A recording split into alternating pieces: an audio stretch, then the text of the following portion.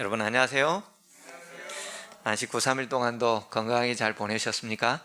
네, 날씨가 많이 더워졌습니다.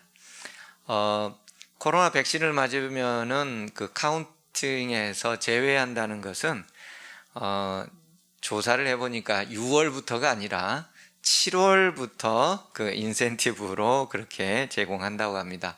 어쨌든 아마 오늘 아침 우리 전수사님이 문자를 보내서 혹시 백신을 맞으신 분들 문자로 해주시고, 또 혹시 6월달 언제 계획이 잡히신 분들도 문자로 혹시 되시면 알려주시고 하세요라고 아마 문자가 갔을 겁니다. 혹시 문자를 잘 이렇게 못 접하셨던 분이나 누구든지 백신을 맞으신 분들, 또 6월달 백신 일정이 확정되신 분들은 우리 전사님에게 오늘 이따 가실 때 구두로 말씀해 주시고, 혹시 방송을 보시는 분들 백신을 맞으신 분, 6월 달에 백신 접종 계획이 예약돼 있으신 분들은 우리 전도사님에게 전부 문자로 또 카톡으로나 알려주시면 우리가 7월부터 그 모든 것들을 집계하는데 큰 도움이 되겠습니다. 자, 오늘은 레위기 26장입니다. 레위기는 전체 27장으로 구성되어 있습니다. 그렇기 때문에 오늘 26장 그리고 다음 주에 27장 하면은 이제 레위기 전체가 마감이 됩니다. 그동안 2월 초부터 2, 3, 4, 5, 4개월 동안 화요일은 모두 레위기로 했고, 안식일도 주말 부흥회나 아주 특별한 것을 제외하고는 레위기서로 공부해 왔습니다. 그래서 아마 여러분들이 레위기서에 조금 더 이해가 더 생기지 않았을까 싶습니다.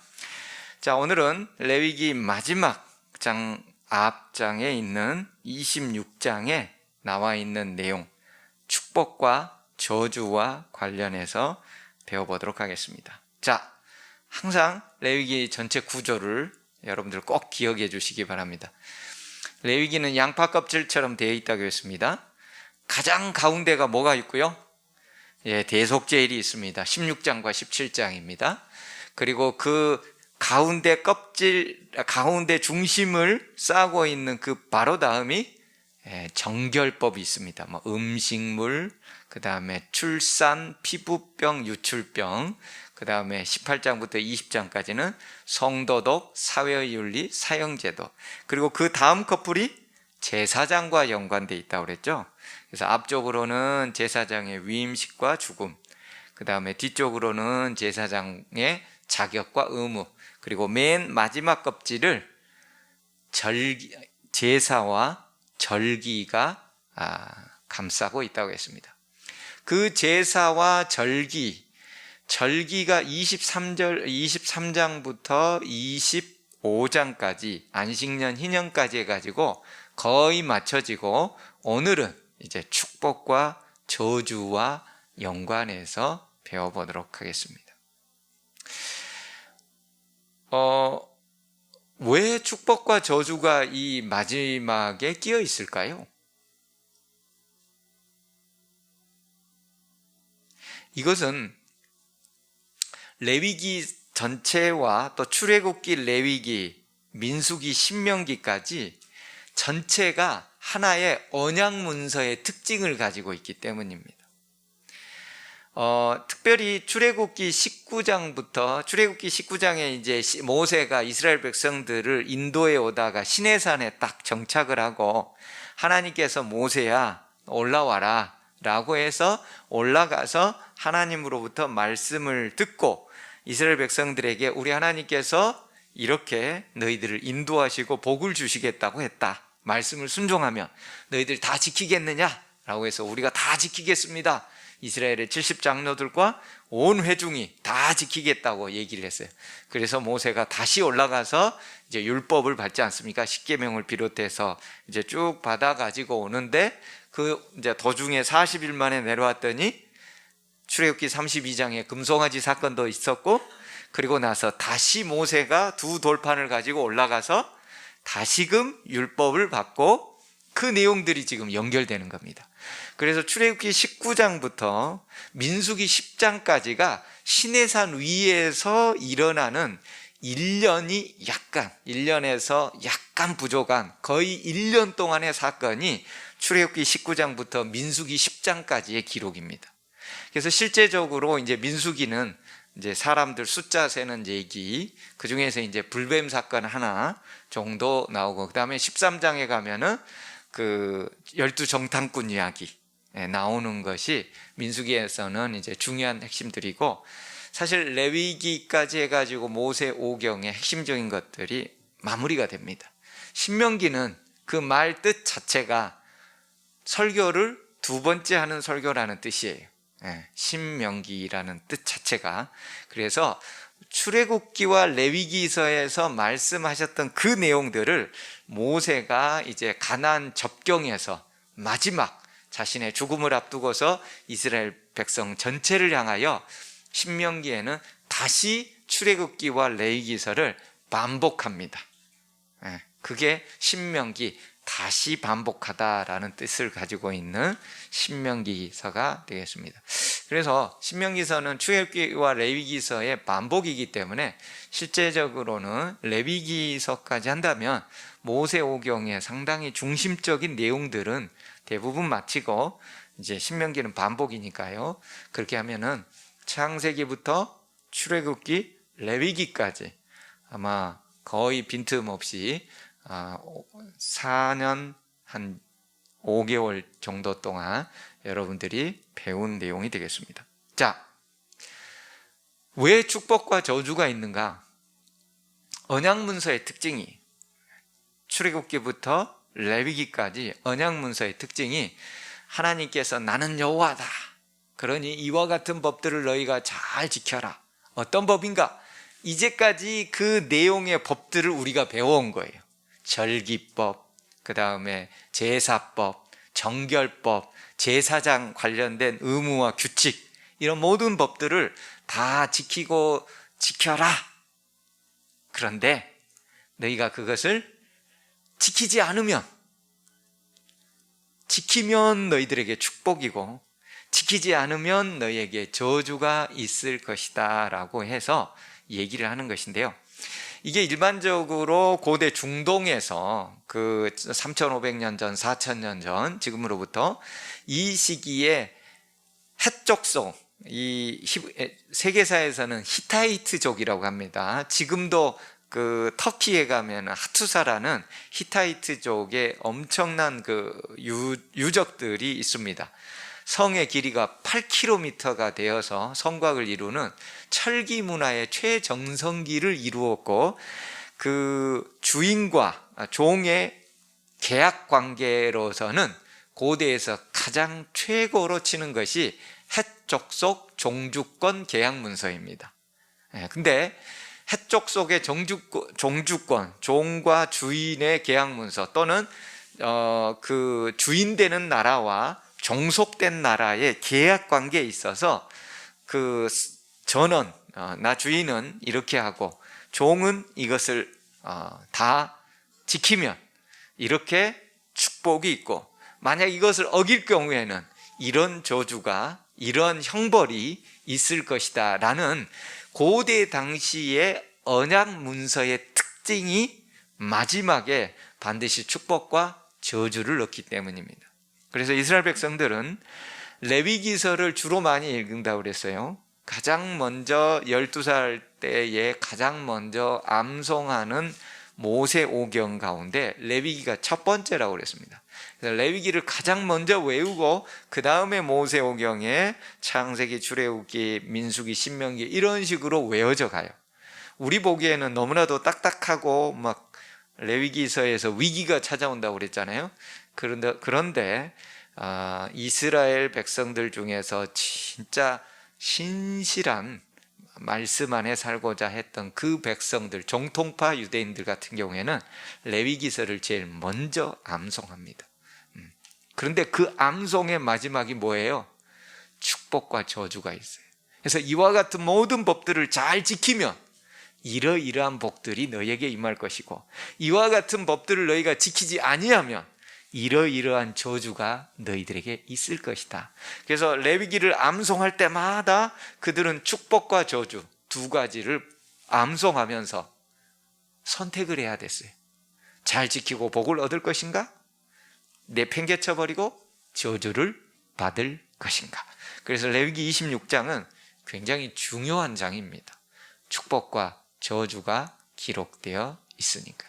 그리고 마지막에 그 저주를 받았음에도 불구하고 그들이 만약에 자복하고 회개한다면 하나님께서는 반드시 회복시켜 주시겠다는 약속까지 기록되어 있는 게 26장. 이게 레위기 26장의 핵심입니다.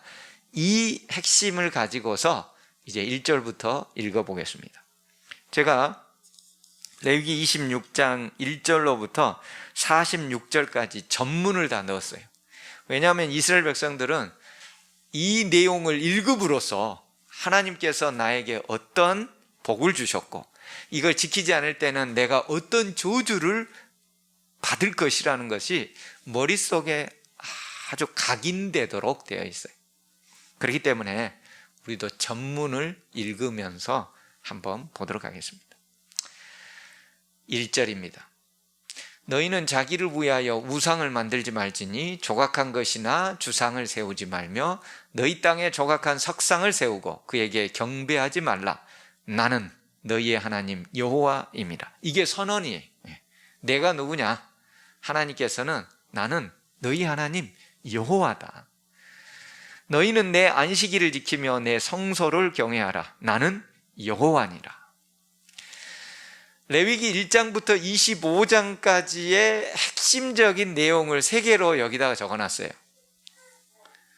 우상 숭배하지 말고 안식일을 지키고 하나님의 성소를 경외하고. 이게 율법의 가운데서 하나님께서 전문으로 내세우는 핵심적인 것이죠.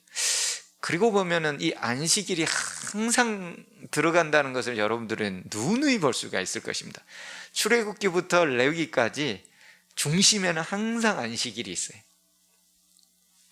그리고 나서 이제 3절부터 너희가 내 규례와 계명을 준행하면, 순종하면 내가 너희에게 철따라 뭘 주고요?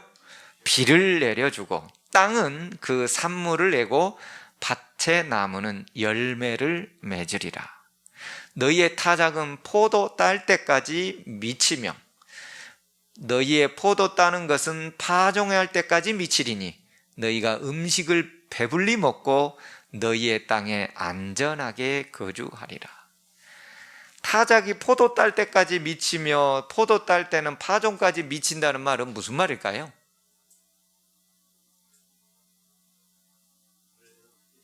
오래도록 먹고 살 수 있게 해주겠다는 거예요. 타작은 언제예요? 밀타작은 초실절이 언제였죠? 3월이나 4월이죠. 6월절 다다음 날이 초실절, 부활하는 날이니까요. 그래서 첫 번째 열매를, 첫 번째 맥주절이라고 한다고 그랬잖아요. 그래서 첫 번째 것을 가져다가 이제 하나님께 드리는 것이죠. 초실절이 맥주절인가요? 요제절이죠. 맥주절은 오순절. 근데 여기서 이렇게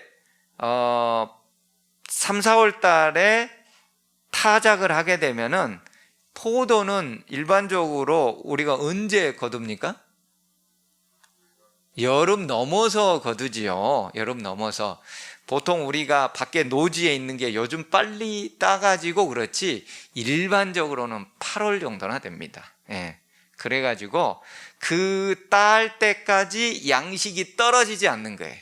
그리고 그 포도 딸 때가 되면은 그 포도의 양식이 워낙 풍부해갖고 다음 봄절기에 수확할 때까지 그걸 계속 유지하겠다는. 그래서 밭의 열매도 풍성하고 포도나무의 열매도 풍성해가지고 그 과일과 곡식이 풍성하게 열려서 아무도 굶주리는 이가 없도록 하겠다. 너희가 내 규례와 계명을 잘 준행하면.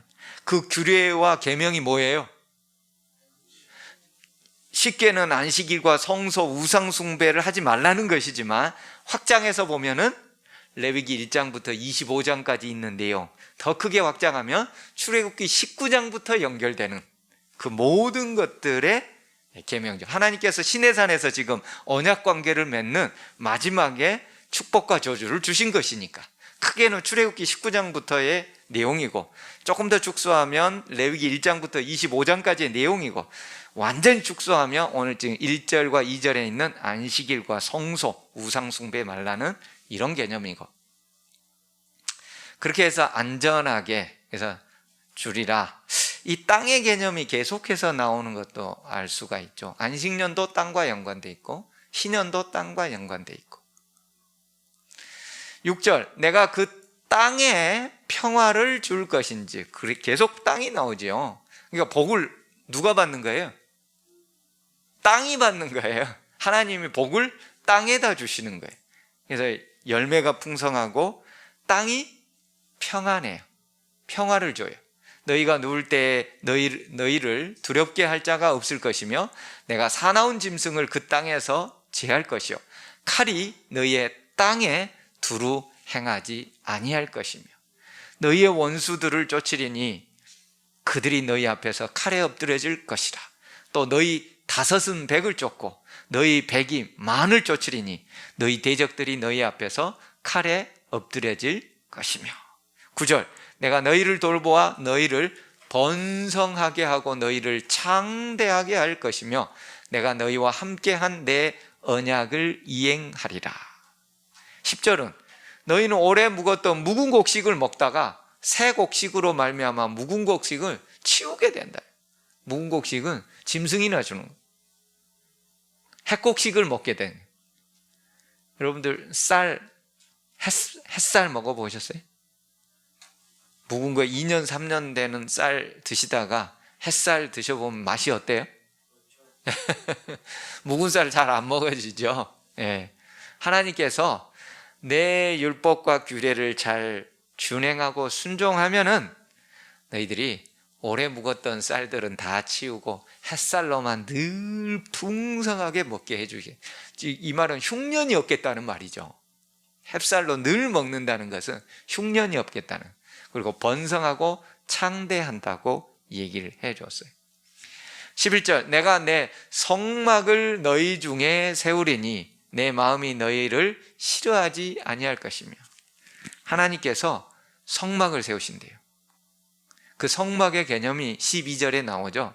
나는 너희 중에 행하여 너희 하나님이 되고 너희는 내 백성이 될 것이다. 성소의 개념이 뭐예요? 출애굽기 25장 8절, 내가 너희들 가운데 거하기 위하여 함께 한다는 의미예요. 성막의 의미는 하나님 내가 너희와 함께 하겠다 라고 얘기를 해주는 것입니다. 13절, 나는 너희를 애굽 땅에서 인도해 내어 그들에게 종된 것을 면하게 한 너희 하나님 여호와니라. 내가 너희의 명예에 빗장을 부수고 너희를 바로 서서 걷게 하였느니라. 명예의 빗장이 뭐예요? 노예 신분에서 그 모든 것들을 부수고, 노예들이 얼마나 일을 많이 했는지 바로 펴서 꼿꼿하게 직립보행하는 게 쉬운 일이 아니더라 이겁니다. 일을 하도 많이 하고 오면은 어떻게 돼요? 허리가 구부정하게 되지요. 예, 그런 상태에서 벗어나게 해주겠다는 거예요. 그래서 이스라엘 백성들이 하나님의 율법을 제대로 지키려면은 1년에 한 달 이상을 놀아야 돼요. 안식일 빼고도. 절기를 3번씩 지키는데 일주일 또는 8일씩 지켜야 되니까. 그렇죠? 무교절 지켜야죠. 8일 동안. 그 다음에 오순절 지켜야죠. 일주일 동안. 그 다음에 마지막에 나팔절에 쉬어야 되고, 그 다음에 대속제일이 끝난 다음에 초막절 또 일주일 지켜야 되고, 그런 쉬는 날 합치면 거의 한 달 가까이를 쉬어야 돼요. 그 한 달 가까이 일 못하면 농사꾼은 어떻게 돼요? 그때가 대부분 추수할 때고 막 그러는데 망할 것 같은데 그걸 내려놓으라는 거예요. 믿음으로. 너희 하나님 내가. 그러니까 하나님은 일이 하나도 없는 겨울에 쉬어라 라고 절대 얘기하지 않아요. 언제 쉬라고요? 일이 가장 많이 있을 때, 뭔가 할 일이 어마어마하게 많은데 안식일에 쉬라는 거예요. 이거 일 안 하면 벌어먹고 살 수가 없는데, 자식들 2명 3명 키워낼 수가 없는데 하나님 뭐라는 거예요? 쉬어라 라는 거예요. 그러면서 뭐 하라는 거예요? 네가 그 안식일을 잘 지키고 내가 명령한 모든 것들을 쉬어서 잘 지킬 때에 내가 너에게 복을 쏟아 부어서 양식이 풍족해지고 모든 것이 넉넉해지는 것을 믿음으로 나를 의지해봐라. 이게 성경이지. 겨울에 쉬고 일 없을 때 쉬고 일 많을 때는 안식일이고 뭐고 그냥 좀 가서 일하고, 이건 인간이 할 수 있는 일이죠. 근데 하나님은 인간의 생각과 다른 거예요. 가장 일 많은데 그때 쉬라는 거예요. 그렇게 해야 너희들이 계속해서 오랫동안 건강을 유지하고 땅도 오랫동안 지력을 유지할 수가 있다라고 얘기를 해요. 그러면서 그런 어떤 자본주의적인 자유와 개인주의, 자본주의가 합쳐져 갖고 돈, 권력, 인기 이런 것들을 누리려고 하는 그런 모든 것들을 내려놓게 만듦으로써 하늘을 바라보도록, 가난하고 사회적 약자들을 바라보도록 하는 것이 하나님의 율법의 특징들이에요.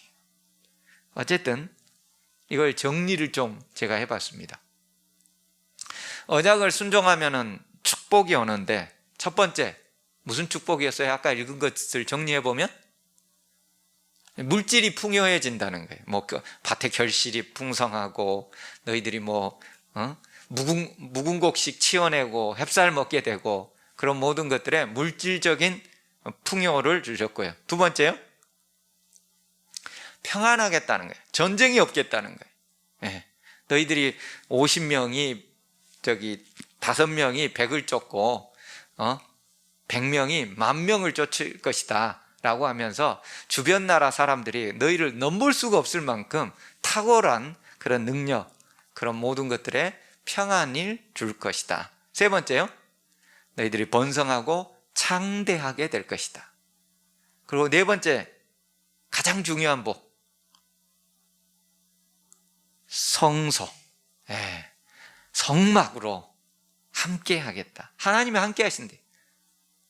여러분, 아무리 물질이 풍부하고 평안하고 번성한다 할지라도 하나님이 함께 하지 않으시면 그게 진짜 복인가요? 그건 복이 아니에요. 부모가 내가 유산은 다 주겠다, 근데 나는 너 다시는 안 볼란다. 그러면 어떻게 해요? 자식들은 옳다건이에요?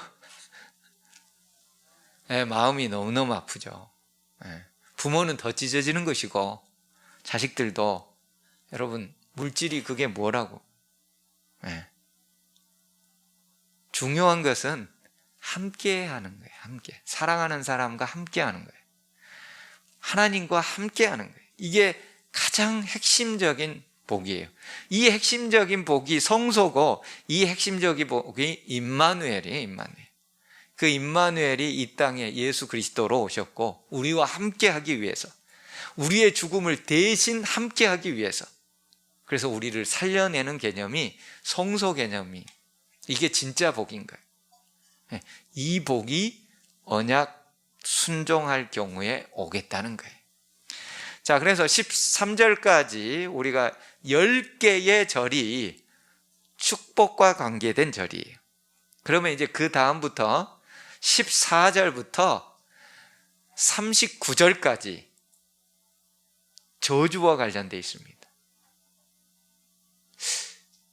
좀 이상한 생각이 안 든가요? 축복은 10개 절이고 저주는 14절부터 39절까지니까 27개 구절이고, 왜 저주가 한 3배 많아요? 하나님은 저주의 하나님이셔서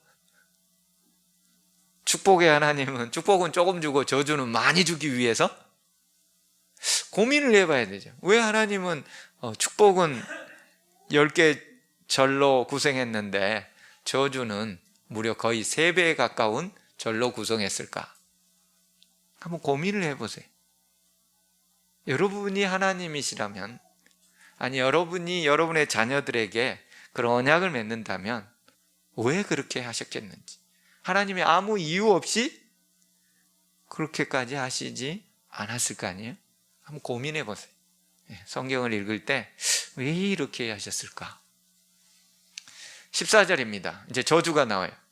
그러나 너희가 내게 청종하지 아니하여 이 모든 명령을 준행하지 아니하면 내 규례를 멸시하고 마음에 내 법도를 싫어하여 내 모든 계명을 준행하지 아니하며 내 언약을 배반할진대. 그러면 이제 이런 저주가 내린 거죠.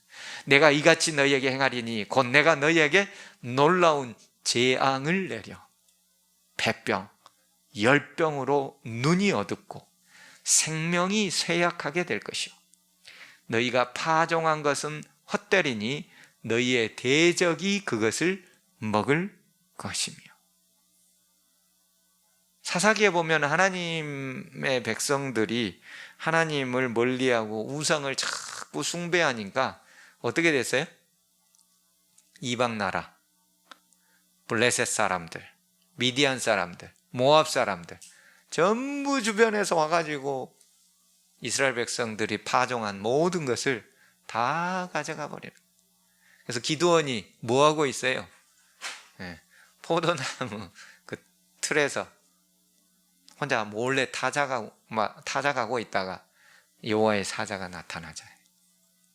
대적이 다 가져가 버리는 거예요.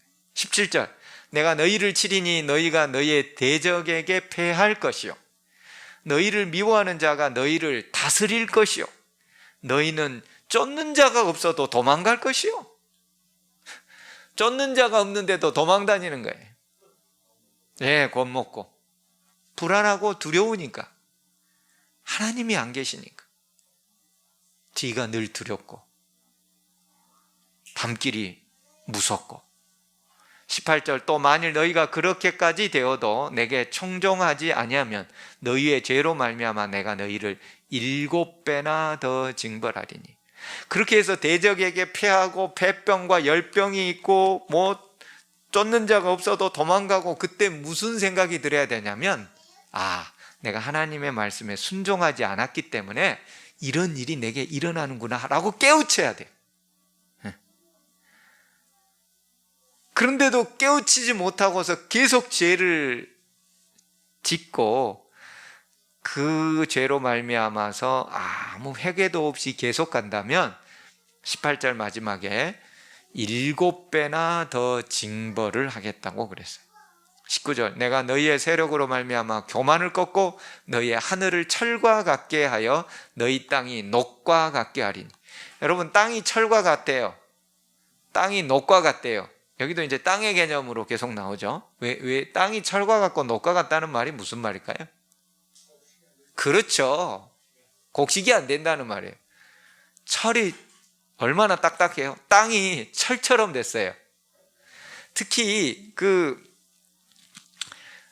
예루살렘과 그 다음에 유대 지역은 광야 지역이 많은데 그 지역의 땅들은요 철분 성분이 약간 많아서 땅의 색이 약간 붉은빛이 납니다. 그래서 이 말들은 더더욱 가뭄이 있겠다. 철이나 노처럼 딱딱하게 되어가지고 더 이상 곡식을 수확할 수가 없게 되겠다. 비가 안 내리겠다라는 말의 연결선상에 철과 같이 되고 녹과 같이 되겠다라고 표현해내는 거예요. 그래서 20절에 그 결과가 나와 있죠. 너희의 수고가 헛될지라 땅은 그 산물을 내지 아니하고 땅의 나무는 그 열매를 맺지 아니하리라. 열매가 없어요. 먹을 게 없어요.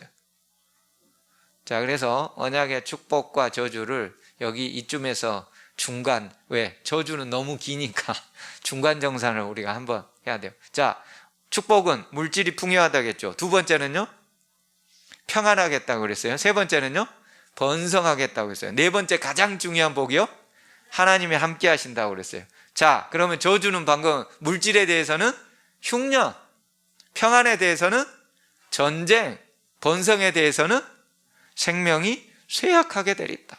폐병과 열병이 너희들에게 있겠다. 나중에 이제 전염병도 있겠다. 생명이 쇠약하게 되겠다. 그러니까 축복과 저주가 이렇게 정반대의 개념으로 연결되어 있습니다. 그리고 저주가 끝이 아니죠. 이제 우리는 3분의 1만 읽었습니다. 21절, 너희가 나를 거슬러 내게 청종하지 아니할진대 내가 너희의 죄대로 너희에게 7배나 더 재앙을 내릴 것이다. 여기도 7배가 나와 있어요. 제가 7이라는 숫자는 여러 번 말씀드렸죠.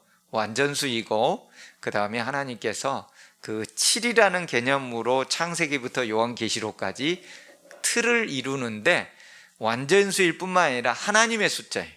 이 7이 제7일 안식일부터 시작해서, 그러니까 이 저주가 하나님으로부터 내렸다는 것을 기억하라는 거예요. 내가 들짐승을 너희 중에 보내리니, 이제 들짐승들이 날뛰어요. 하나님의 말씀을 순종하면 들짐승이 없는데, 오늘날 들짐승이 날뛴가요? 예, 저기 쑥갓을 심어놨는데 꽁다리, 밑둥부터 꽁다리를 다 쳐서 먹어버렸어요. 들짐승들이. 그래서 제가 따먹은 거 아니에요. 어떻게 이렇게 꽁다리부터 따먹어가지고 먹을 거 없애버리나, 제가 아니고 상추도 다 뜯어먹고 있어요. 가장 맛있고 좋은 걸로만. 지금 하나님의 백성이 밭을 일궈놨는데 누가 먹고 있어요? 들짐승이 와가지고 아주 맛나게 잡수고 있어요. 새벽으로 저녁으로 조식을 아주 맛있게, 조석으로 조식과 석식을 아주 맛나게 잡수고 있는데, 여기 보니까 들짐승이 너희 중에 보내리니 그것들이 너희의 자녀들을 움키고 너희 가축을 멸하며 너희의 수요를 줄이리니 너희의 길들이 황폐하리라. 근데 23절, 그러면 그때 깨달아야 된다는 거예요. 들짐승이 많고 우리 가축들이 족제비라든지 멧돼지라든지 이런 것들에 의해서 줄줄이 없어져 갈 때 깨달으라는 거예요. 근데도 못 깨달으면 23절, 이런 일을 당하여도 너희가 내게로 돌아오지 아니하고 내게 대항할진대. 24절, 나도 너희에게 대항하여 너희 죄로 말미암아 너희를 7배나 더 치리라. 내가 칼을 너희에게 가져다가 언약을 어긴 원수를 갚을 것이며. 언약을 어긴 존재가 누구예요? 하나님의 백성들이 언약을 어겼다는 거죠. 여기서는 그 원수를 내가 갚을 거라고. 너희가 성읍에 모일지라도 너희 중에 연병을 보내고 너희를 대적의 손에 넘길 것입니다.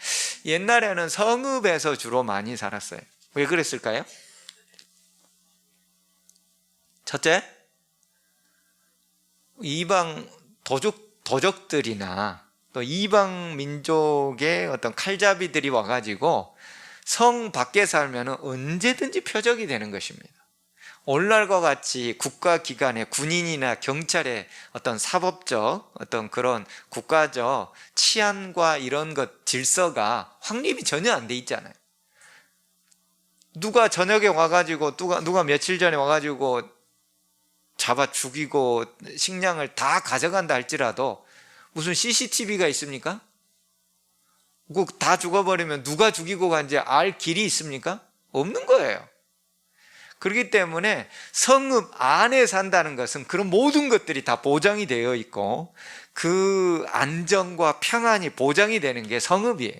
성읍 밖은 아닌 거예요. 그러니까 사람들이 그런 일이 있을 때, 어려운 일이 있고 그러면 성읍에 모여서 이제는 안전하겠지, 하나님의 율법과 규례는 안 지키고 무시하면서 성 안에 모이면 안전하겠지라고 착각한다는 거예요. 진짜는 하나님의 율법을 지킬 때에 모든 것들이 평안해지는데, 눈에 보이는 성읍이 나를 둘러싸여 있기 때문에. 이 성읍은 여러 의미가 있을 수 있겠죠. 돈이 우리의 성읍이 될 수가 있어요. 그죠? 권력이 우리의 성읍이 될 수가 있어요. 그 다음에 우리의 어떤 지식, 높은 어떤 학력, 대학원, 뭐 학위, 박사학위, 이런 것들이 우리의 성읍이 될 수가 있어요. 그 다음에 어떤 연예인들 같은 경우는 인기, 이런 것들이 성읍이 될 수가 있어요. 이런 것이 있으면 나를 평안하게 해주고 좋은 것으로 다 인도해 줄 걸로 착각하고 산다는 거죠. 근데 그렇게 성읍 안에 너희들 스스로가 안전하다고 평안하다고 생각해 주는 그런 것 안에 너희가 있을지라도 너희 중에 전염병을 보내고 너희를 대적의 손에 넘길 것이며. 전염병이 이르는데 지금 우리가 뭘 당하고 있어요? 코로나 전염병을 당하고 있어요. 이게 지금 오늘 우리의 얘기네요. 2020년, 2021년을 살고 있는 우리에게예요. 하나님의 율법과 계명들을 무시했기 때문에 7배가 벌써 두 번째, 세 번째 올 때에 전염병을 전국적으로, 전 세계적으로 보낸다는 거예요. 그러면 이제 뭐 해야 돼요? 깨달아야 돼요. 깨달아야 돼. 깨닫는다고 순종하지 않으면 안 되겠죠.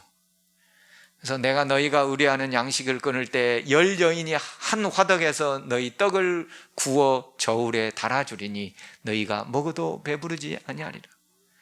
왜 10명의 여인이 하나의 화덕에서 떡을 구울까요? 원래 화덕이라는 것은 빵을 굽는 그 틀이잖아요. 우리로 하자면 오븐이죠, 오븐. 근데 이 오븐이 한 집에 하나씩 있을 거 아니에요. 예? 한 집에 하나씩. 근데 왜 10여인이 화덕 하나에서 구워요? 식량이 없어서. 먹을 게 없으니까 그 조그만한 그 밀가루 포대 조금 있는 게 10명이 지금 앉아가지고 그거 바라보면서 있겠다 이 말이에요. 땅이 황폐하게 되고 먹을 것이 없게 되고, 그래서 10명이 그 떡 한 덩이 먹으려고 서로 막 보다가 먹는다 할지라도 전혀 배부르지가 아니할 것이다. 하나님의 율법을 지키지 않았을 때. 그러니까 하나님 없이 사는 인생들이, 그들이 돈을 가지고 있고 권력과 인기와 이런 모든 것들이 있지만 공허해요, 공허해. 예. 그래서 돈이 아무리 많이 있어도, 인기가 아무리 많이 있어도 집에 들어가면 공허해가지고 그 공허함을 달래기 위해서 뭐 하는 거예요? 술과 마약을 하는 거예요. 술과 마약, 도박. 공허하니까. 하나님만이 채워줄 수 있는 그 자리에 하나님 외에 다른 것으로, 그걸 우상이라고 하잖아요. 다른 것으로 채우니까 허전해가지고 계속. 그러니까 27절에 너희가 이같이 되었는데도 내게 청종하지 아니하고 내게 여전히 대항한다면, 28절 내가 진노로 너희에게 대항하되 너희의 죄로 말미암아 또 7배를 더 징벌하는 거예요. 그 마지막은 이제 뭔가요? 29절에 너희가 아들의 살을 먹을 것이요 딸의 살을 먹을 것이요. 자식들을 잡아 먹는다는 것이죠. 예, 먹을 게 없으니까. 이게 역사적으로 실제 일어난 거 여러분들 다 알고 계시죠? 바벨론 포로 시절에도 마찬가지, 그때도 그런 일이 있었다고 그래요, 실제적으로. 그리고 AD 70년에 예루살렘이 멸망했을 때도 그 티투스 장군이 들어와서 멸망시킬 때, 그때에도 성 외곽을 다 감싸버렸죠. 아무도 들어가고 나와도 먹을 것이 없이 다 떨어지게. 그랬을 때 그 안에서 그들이 자식을, 오늘은 내 자식 잡아먹고 내일은 네 자식 잡아먹자 라고 해가지고 그렇게 먹었다는 역사적 기록이 요세푸스, 유대인 역사가 요세푸스의 기록에 실제적으로 남아 있습니다.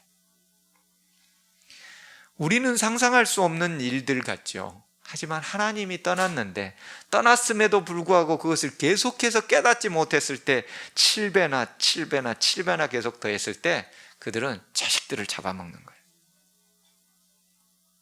근데 오늘날 우리가 자식들을 실제적으로 육신적으로 잡아서 살을 먹지 않는 대신에 다른 방법으로 잡아먹을 수 있지요. 네. TV 보면은 뭐 그런 얘기들 많이 나오잖아요. 부모의 계획과 목적을 자식에게 계속 투영하는 거죠. 야, 너 의사 되어야지. 너 판사 되어야지. 뭐 해야지.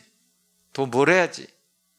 부모의 꿈을 자식에게 무의식 가운데 계속 투영하고 그렇게 했을 때 자식이 부모의 꿈을 이루어주는 그런 도구로 그렇게 됐을 때 자식 잡아먹는 경우가 되는 거예요.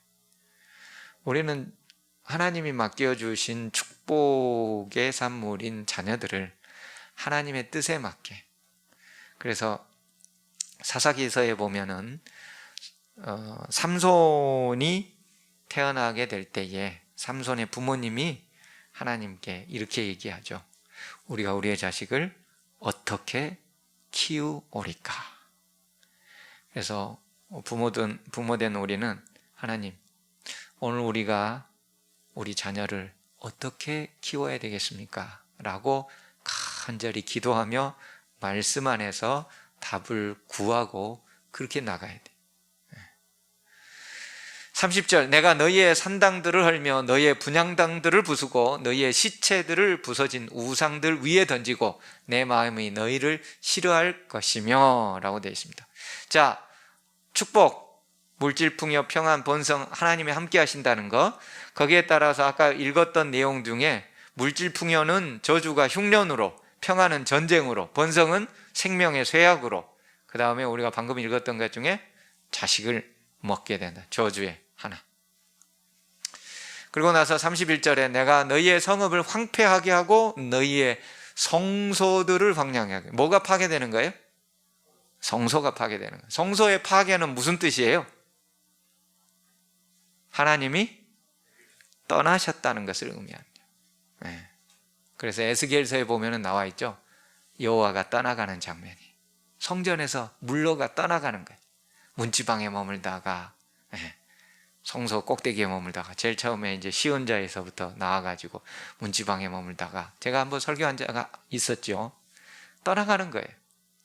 성소가 황량하게 된다는 것, 하나님이 떠나가신다는 거예요. 하나님이 더 이상 함께하지 않아요.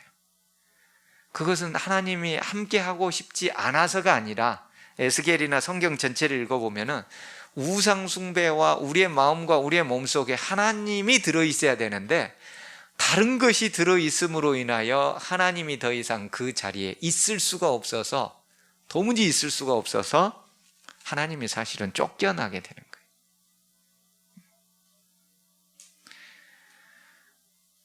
너희의 향기로운 냄새를 내가 흠양하지 아니하고, 어린 양을 제사 지낼 때 하나님께서 이것은 향기로운, 여호와께 향기로운 냄새라 라고 했는데 이제 더 이상 그거 안 받겠다는 거예요.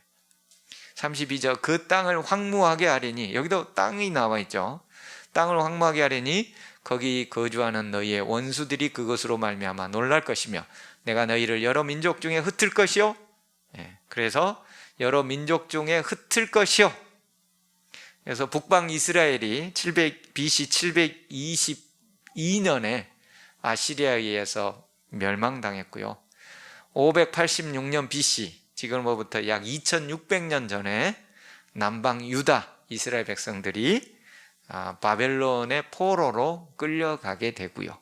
역사적으로 하나님께서 언약의 축복과 저주의 상황에 따라서 다윗 시대에는 그렇게 하나님 말씀을 잘 믿고 순종하고 했을 때는 나라가 부국, 평강, 열매, 충실, 하나님의 그 성령이 함께 하심으로 안정되고 모든 것들이 잘 되다가 솔로몬 시대에 우상들을 여기저기서 다 데리고 오면서 나라가 쪼개지고 결국은 북방 이스라엘 멸망, 그리고 남방 유다까지 포로로 바벨론의 노예살이로 끌려가게 되는 레위기 26장의 축복과 저주가 이스라엘 유다 역사에 있어서 그대로 일어났던 거죠.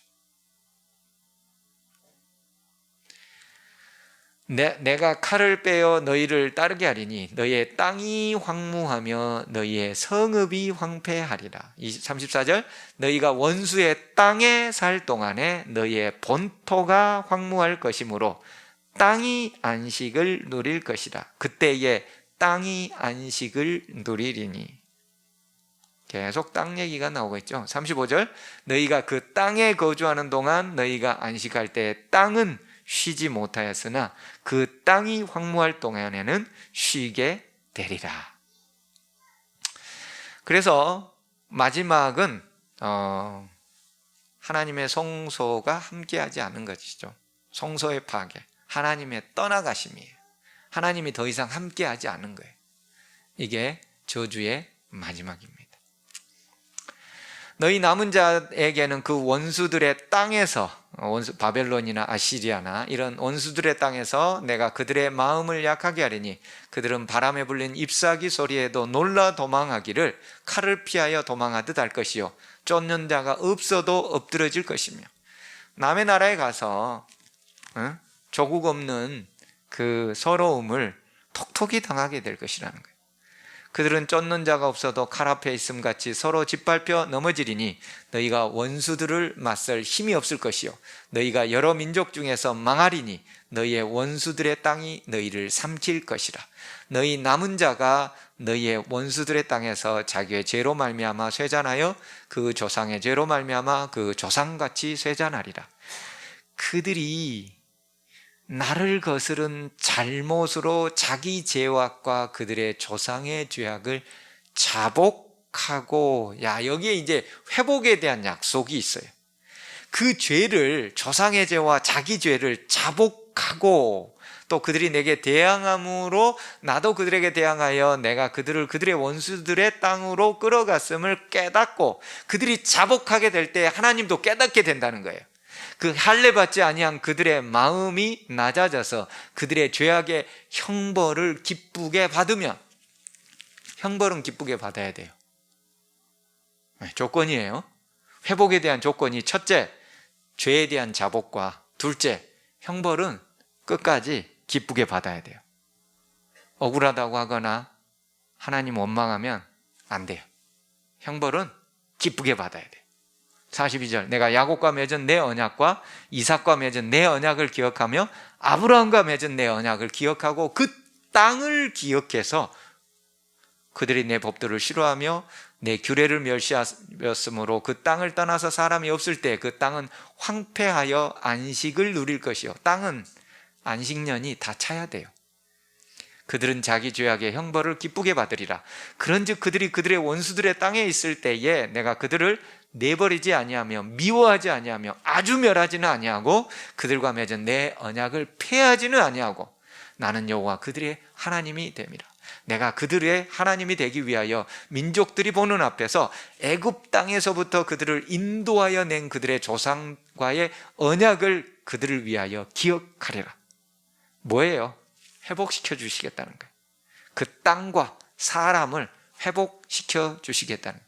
그렇게 해서 586년 BC에 멸망했던 남방 유다가 70년 동안의 안식년이 황폐하여 다 찬 다음에 그 다음에 어떻게 되는 거예요?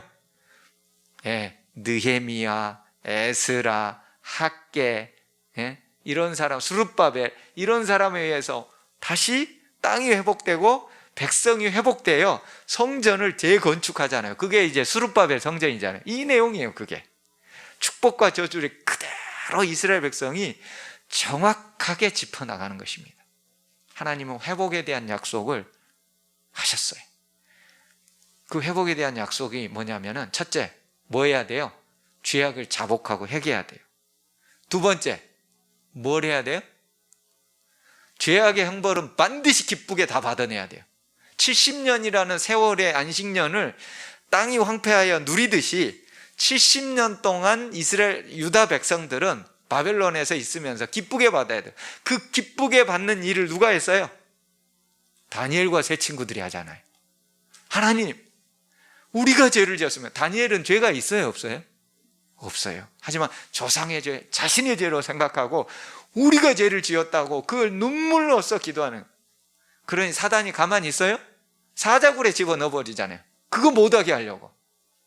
그래도 사자굴에 들어간다 할지라도 그 기도를 다니엘이 멈출 수가 없는 거예요.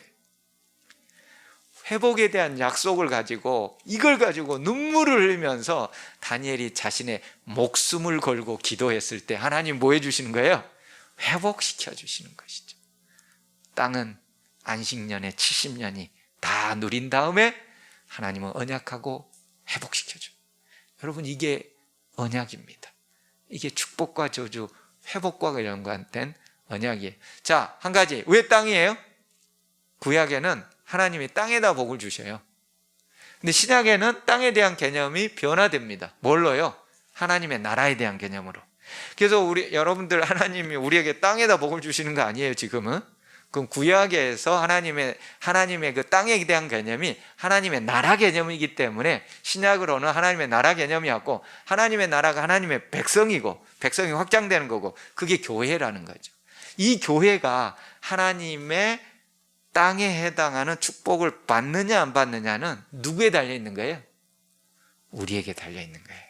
그래서 오늘날에는 하나님의 선물과 성령의 은사가 그 땅이 복을 받는다는 그 개념에서 성령의 은사로 되고 있죠. 축복과 저주. 우리는 결과를 선택할 수는 없습니다. 나는 아무것도 안 하면서 물질 풍요하고 평안하고 번성하면서 하나님이 내게 있어주면 좋겠다. 우리는 결과를 선택하는 것이 아니에요. 우리는 뭐만 선택할 수 있어요? 여호와의 언약에 순종하는 것만을 선택할 수가 있어요. 여러분, 결과는 우리가 선택하는 게 아니에요. 하나님이 언약에 순종했을 때 그 결과는 우리 주변 당연히 귀속하여 따라오는 것이지 우리가 결과를 선택하는 것이 절대 아니에요. 여러분, 여호와의 언약에 순종할 때 우리는 언약에 관련된 축복을 받게 되어 있습니다. 하나님, 혹시 우리에게 잘못됐을 때라도, 우리의 자녀들이 혹시 잘못 길을 가고 있다 할지라도 그들이 순종하고 다시금 자복하고 회개하여 돌아올 수 있도록 기도하십시오. 하나님께서 회복을 약속하셨습니다. 우리 하나님 거짓말 안 하십니다. 우리의 자녀들은 혹시 좌충우돌하고 한다 할지라도 실망하지 마시고 회복해 주시는 다니엘처럼 기도를 하십시오. 반드시 회복시켜서 그 자녀들을 통하여 다시금 하나님이 함께 하시는 그런 멋진 그런 복들을 누리는 우리 모든 삼패 가족 되길 간절히 바라며 레위기 26장 마치겠습니다.